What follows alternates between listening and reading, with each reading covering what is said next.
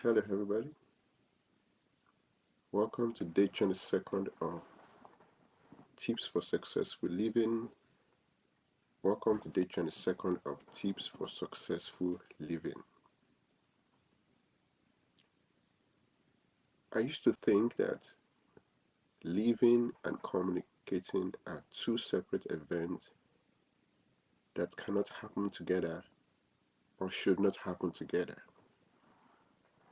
Later on in life, I discovered I was wrong. When I joined John Maxwell team and later joined Toastmasters International, I discovered that the best form of communication is a communication that involved a life that had been lived, communicating your personal story, communicating things that happened to you personally. That's the best form of communication. That is when people really feel there's a life in what you're saying because you're communicating something that happened to you. How that applies to every one of us is when we think about successful people, we try to model our life our lives in such a way that we're trying to replicate the kind of success that they have, the exact success that they have, trying to do the same thing that they did. But then most of the time, we're not thinking about what our central message is, what our purpose is, what the experiences are like for us personally. And usually, we just find ourselves lost in the weed. Have you ever thought about your stories? Have you ever thought about writing your own personal story in one sentence, talking about the central message? What is the central message of your life? If you have the opportunity to write your story in one sentence, what would you write down? And that's talking about your central message. If a billionaire meets you on the elevator and asks you, what's your central message? What is the problem that you can solve in the real world? And they're ready to give you $1 million for it.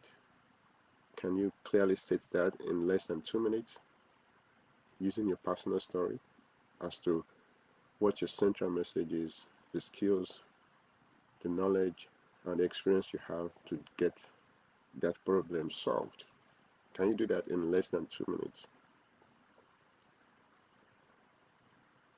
The tip for today is find your central message, live it, and communicate it. A lot of people around, when we communicate with people, when we come across people, the first thing they want to know is our name. After somebody know what your name is, the next thing they want to know is what are you all about? What are your values? What are you all about? What are you what motivates you and things like that. And usually people don't have the right way or the right skill to try to ask that. And if even somebody asks you that, it's gonna feel that they're coming on you too strong. So generally, people don't ask that question. They just expect you naturally to be able to communicate that to them without them asking it. They expect that when they interact with you, they eventually will know what you're all about because it's going to show what your values are, the things that you want to do, the skills, the knowledge that you have. They can figure that out. But then instead of leaving that to chance, to a possibility of them knowing, why not be intentional about it? Why not just make sure you know what your central message or purpose is clearly, leave it, and make sure you can communicate it. And of course, using myself as an example, when I mean central message, when I mean purpose, I mean when people see you, what comes to their mind. When people see me, based on everything that I've been doing and the things that I'm going to be doing, the positive thing that some people say about me is that, oh, it's inspiring. And some other people have used the word like, oh, it's like a beam of light. And that doesn't come surprising because I actually have an organization I call Solution Illuminators LLC that is helping people to shed light in their path so that they can see the things that they are not probably not going to see clearly. It's a coaching and mentoring organization that is encouraging people to use their knowledge, skills, and experiences to solve particular problem in the world. And I'm not just doing that, I'm also encouraging other people to do that using my Solution Eliminator Series podcast, where I bring out guests to talk about specific problem in a community. So it will be difficult for somebody to say, well, I don't know what he's all about. It's very easy to be able to know that. Then, of course, leaving it could also mean that you know that early in life, and when you go to college, you specifically target your purpose and go to school to study something around your central message and purpose. These are the things that people don't talk about. These are the things that are probably not taught to people at any point. These are the things that I'm not sure parents actually sit kids down and have this kind of discussion because we're all thinking about the monetary part of it. You must go to school to learn something that can make you pay your bills and things like that. And that's very true because we all have to pay our bills.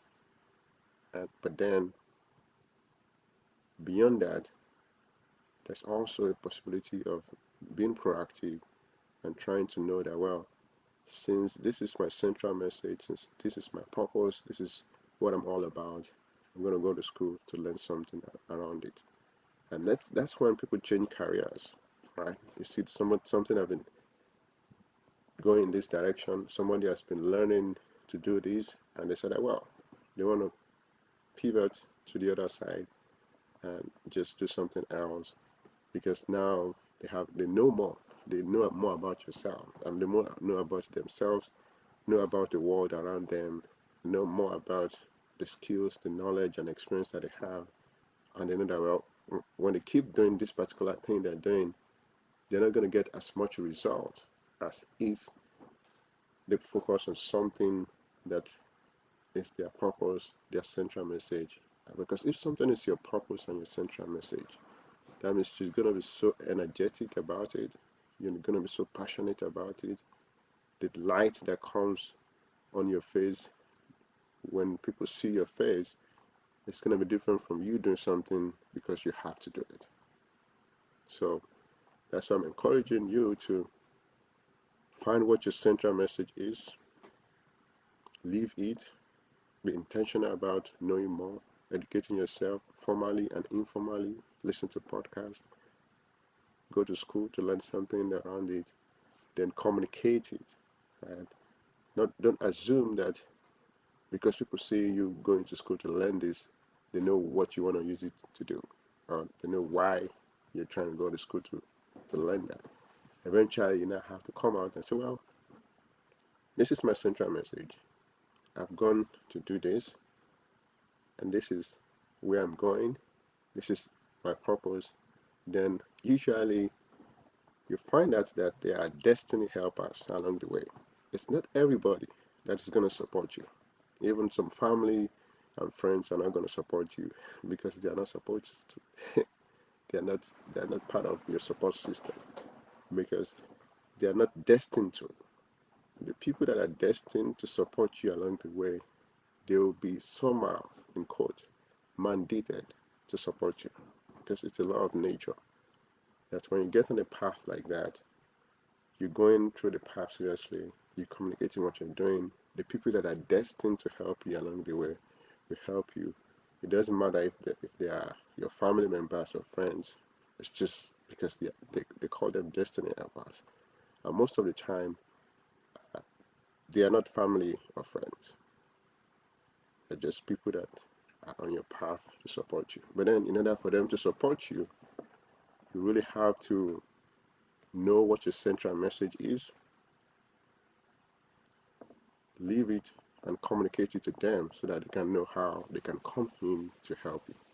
Thank you for supporting this series and watching from the beginning till the 22nd day. Today we are talking about finding your central message, leave it, and communicate it. If you have anything to share about this lesson, please put in a comment. If you disagree with me, I'm also open to your perspective on this.